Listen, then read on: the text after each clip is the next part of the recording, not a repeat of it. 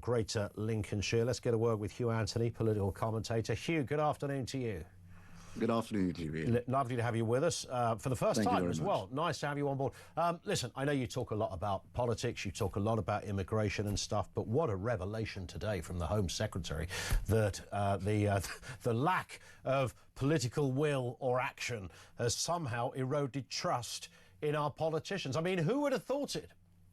Who would have guessed? Who would have guessed that after all of these decades of immigration being ignored by the ruling class, that now all of a sudden when it's unsustainable and they realise that the average bloke, the average woman can see it on the streets, we can see the mass levels of migration and they can't ignore it anymore. Yeah. I mean, it was a mere few weeks ago they tried to make it out like we were all racist for wanting to talk about immigration levels, and now they've had to admit, yes, it's a problem that we cannot sustain.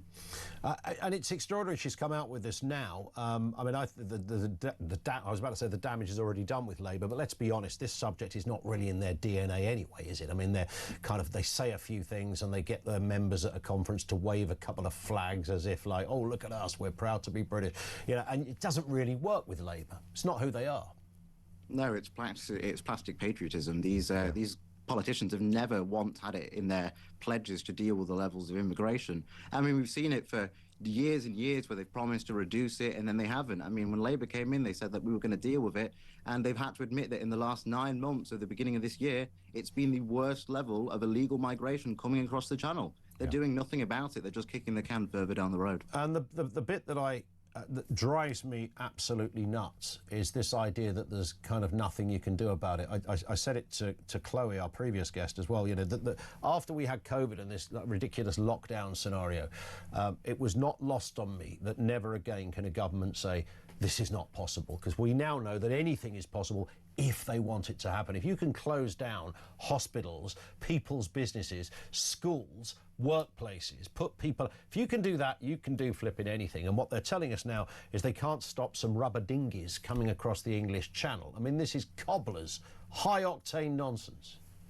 Well, it's exactly the point. They can shut down the entire country to the point where multiple small business has to close, and they can bail out all the big business. They can shut down schools and people's educations for a year at a time. Yeah. But they can't deal with a few swarms of individuals coming across on rubber dinghies in the Channel. It's absolutely ridiculous. They simply are ignoring the issue because ignoring the issue has been able to get them away from dealing with the public backlash for so long. But at this point in time, it's unsustainable, and the public aren't going to stand for it. I mean, that's why you've seen all of these protests at all the hotels over the last few months and whatnot. They're beginning to realise we aren't going to ignore this problem. We can see what is happening.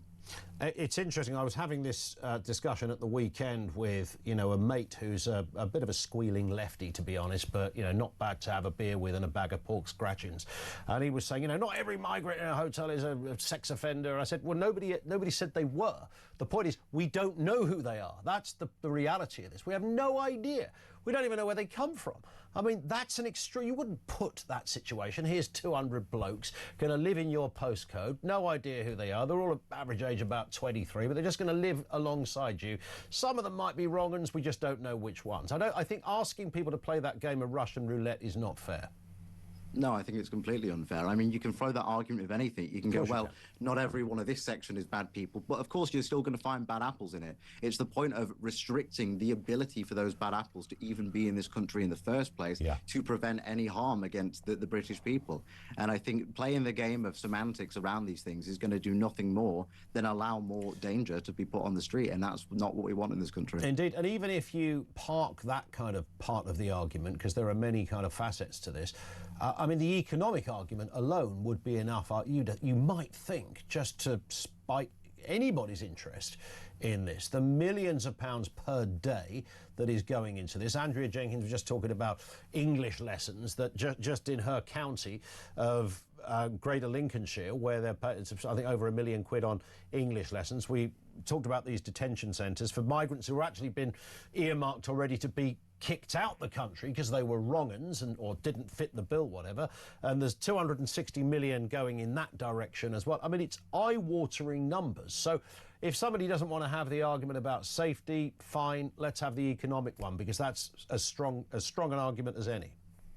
I mean, even economically, I mean, we've got these detention centres where they're getting free art lessons, they're getting free English lessons, free meals, £5 a week. They can earn money for helping clean up around the detention centre. It's absolutely ludicrous. I mean, these people are going to see this as nothing more than a holiday resort. They're not going to see it as illegally breaking into a country. And it's not a deterrent in the slightest. They'll go back to whatever country they came from, and they'll just tell all their friends, there's nothing wrong with breaking into the UK. It's fine. Absolutely. It's very easy done. It literally is very easy. I mean, that's not an exaggeration. There's no hyperbole in there. You come over on a boat, and before you know it, you are in a hotel. You will be fed, you will be housed, you'll be safe, you'll have access to dental treatment and doctors and the like. And even if you're a thoroughly decent person and your mum would be proud of you, that's fine.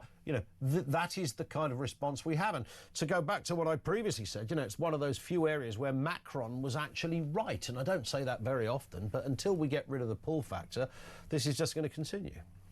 No, I completely agree, and that's what they see it as. They see us as basically like heaven to them. We are this economic advancement that's going to help them live a luxurious life like they want to. They see our economy as beneficial to them, and a lot of them are economic migrants that are coming over as well. They're not here because they're fleeing. 100%. A lot of them are. A lot of them are here because they want the money that we can offer them, and we are doing such. We're allowing them to work illegally for things like Uber Eats and whatnot, which is putting more money in their pockets at the expense of the British people. 100%. And of course, it comes back to that big survey that's just come out, that big poll that puts reform in this extraordinary position. I know this one was, extra generous, if you like, to reform, but similar polls show very similar results.